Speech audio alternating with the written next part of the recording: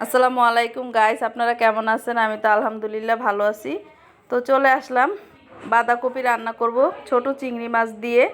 তো আপনাদের সাথে শেয়ার করব। এই তো ছোট ছোট একদম চিংড়ি মাছ, দেশি মাছটা এটা নদীর। আর এখানে নিয়েছি কাঁচামরিচ, পেঁয়াজ, রসুন। তো আমি বাঁধাকপিতে রসুন কুচি খাই। আমি আমার মতো করে রান্না করি, যে যার মতো করে রান্না করে। তো আমার কাছে রসুনটা দিলে খেতে ভালো লাগে, সেই জন্য। তো বাঁধাকপিটাকে আমি আগেই সেদ্ধ করে পানিটা ঝরিয়ে নিছি। আর এখানে দিয়ে দিলাম কাঁচামরিচ, পেঁয়াজ আর রসুন কুচি দিয়ে চিংড়ি মাছটাও দিয়ে দিব এখানে। এই এক বাটির মতো চিংড়ি মাছ নিছি, ছোট দেশি যে সাদা চিংড়িটা সেটা নিছি। এই চিংড়িটা খেতে ভীষণ মজা, আর ঘ্রাণ আসে একটা অন্যরকম ফ্লেভার, খুবই ভালো লাগে আমার কাছে। আর চিংড়ি মাছ দিয়ে বাঁধাকপি ভাজি করলে খেতে কিন্তু ভীষণ মজা হয়। আর এই বাঁধাকপিটা কিন্তু আপনি চাইলে ভাত দিয়েও খেতে পারেন, অথবা রুটি, সকালে পরোটার সাথেও খাওয়া যায়। চিংড়ি মাছ দিলে একটু বেশি মজা হয়, সেজন্য আমি দিলাম। আপনারা চাইলে এইভাবেও চিংড়ি মাছ ছাড়া এইভাবে ভাজি করে খেতে পারেন। সকালে পরোটা দিয়ে খেতে বেশি ভালো লাগে, বাচ্চারা পছন্দ করে এই ভাজিটা। তো একটু হলুদের গুঁড়া, সামান্য একটু মরিচের গুঁড়া দিলাম কালারের জন্য, দিলাম একটু ধনিয়া গুঁড়া স্বাদের জন্য, দিয়ে একটু লবণ দিয়ে দিলাম। আমি কিন্তু লবণ দিয়ে সেদ্ধ করছি বাঁধাকপিটা, তারপরে আর একটু লবণ দিয়ে দিলাম। মাছের ভিতরে লবণ ঢুকবে আর কিছুটা বাঁধাকপি লাগবে, সেই জন্য। তো দিয়ে দিলাম, দিয়ে এখন সামান্য একটু পানি দিয়ে মশলাটাকে ভালোভাবে মাছটাকে কষিয়ে নিব সুন্দর করে।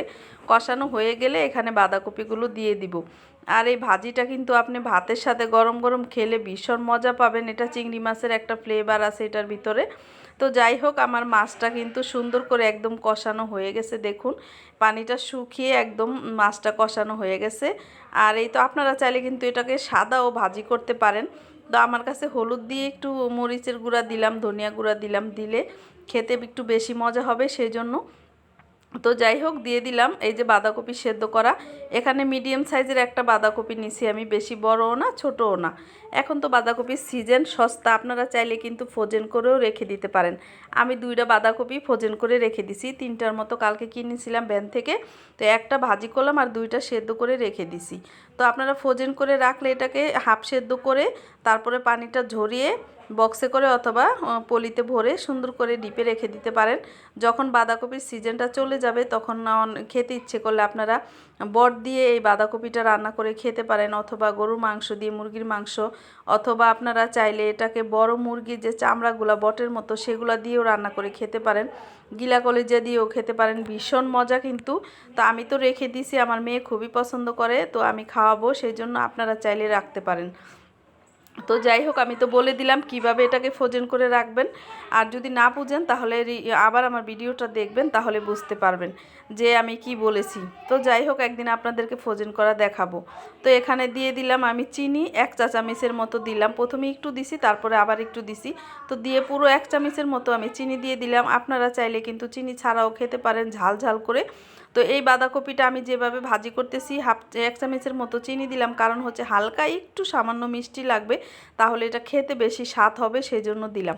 তো এই তো দেখুন, এখন ধনেপাতা কুচি দিয়ে একদম ভালোভাবে লাড়া দিয়ে দিব, প্রায় হয়ে গেছে। তো আমার ভাজিটা কেমন হলো কমেন্ট করে অবশ্যই জানাবেন। ভালো লাগলে ভিডিওটা শেয়ার করে দিবেন, লাইক দিবেন, সাবস্ক্রাইব দিবেন। আর পেজে দেখে থাকলে ফলো দিয়ে, লাইক দিয়ে সাথেই থাকবেন। তো ধনেপাতাটা দিলাম, এটা দেশি ধনেপাতা, একদম ঘেরান খুবই ভালো দেশি পাতাটার। তো দিয়ে বেশি করে একদম আবার একটু ভাজা ভাজা করে নিলাম। এই বাঁধাকপিতে কিন্তু পানি রাখা যাবে না, একদম পানিগুলো শুকিয়ে সুন্দর করে রান্না করে নিতে হবে, তাহলেই খেতে মজা হবে। আর পানি থাকলে কিন্তু একটুও ভালো লাগবে না। তো চুলার হিটটা কিন্তু আমি কমিয়ে দিছি, বেশি বাড়িয়ে দিলে কড়াইটা সাইড দিয়ে পুড়ে যাবে, সেই জন্য। তো চুলার হিটটা মিডিয়াম করে আপনারা এভাবে রান্না করবেন, তাহলে পুড়বে না আর খেতেও মজা হবে। তো এই তো আমি কিন্তু দুপুরে রান্না করে ভাজিটা খেয়েছি, ভীষণ মজা হয়েছে। তো এইভাবে ভাজি করে খেয়ে দেখবেন, আসলেই অনেক স্বাদ। তো যাই হোক, ভাজিটা আমার প্রায় হয়েই গেছে, এখন আর একটু ভাজা ভাজা করে নিব, তারপরে হয়ে যাবে। আপনি এটাকে যত ভাজা ভাজা করবেন ততই খেতে ভালো লাগবে। তো আমি একদম পানিটাকে পুরোপুরিভাবে শুকিয়ে নিছি আর ভাজা ভাজা করতেছি, তেলের উপরে ভাজা ভাজা